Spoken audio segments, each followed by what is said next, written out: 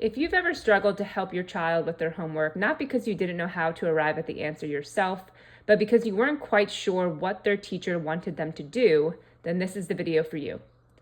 We're going to start simply with just subtraction. So the first thing I'm going to do is walk through how we went about solving this using the standard borrowing method. Then I'm going to show us kind of what was really happening in the borrowing method and connect that to what your child is being asked to do today. So if we look at this problem of 52 minus 19, we would probably think to ourselves, I cannot take away 9 from 2. I can't subtract 9 from 2. So what we would be taught to do is to take away 1 from the 5, make it a 4.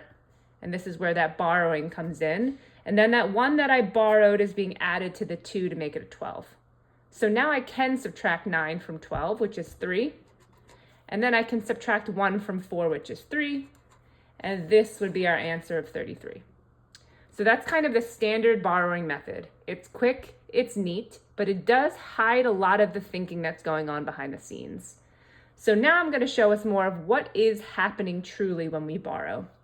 So let's rewrite this problem again. Let's write 52 minus 19. And when we are borrowing a 1 from the 5 and carrying it over to that 2 to make a 12, what we're really doing is we're rewriting 52 as 40 plus 12.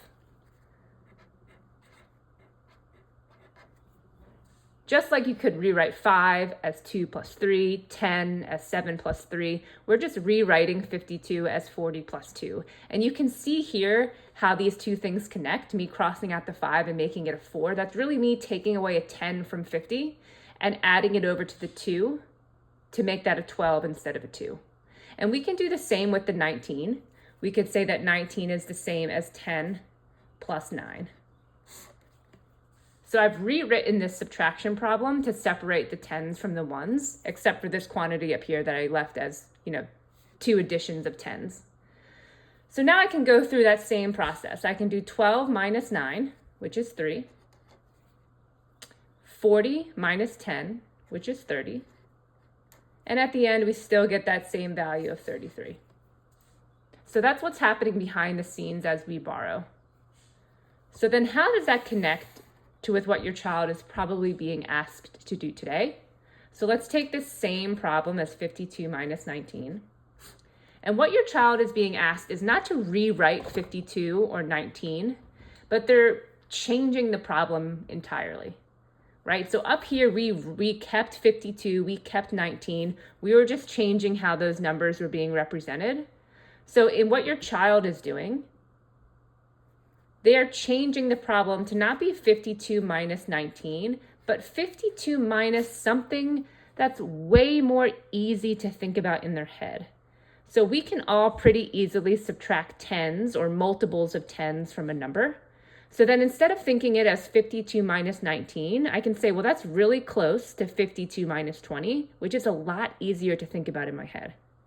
So if I do 52 minus 20, we don't really need to break it apart into 10s up here. There's no reason to borrow. That was the whole reason to change it into something like 20. So instead I can just go ahead and say, well, 52 minus 20 is going to be 32. But what I have to make sure here is that I remember that the problem wasn't 52 minus 20. It was 52 minus 19. So when I did 52 minus 20, I subtracted 1 more than I was being asked to, which means that at the end, I'm really supposed to have 1 more, 33.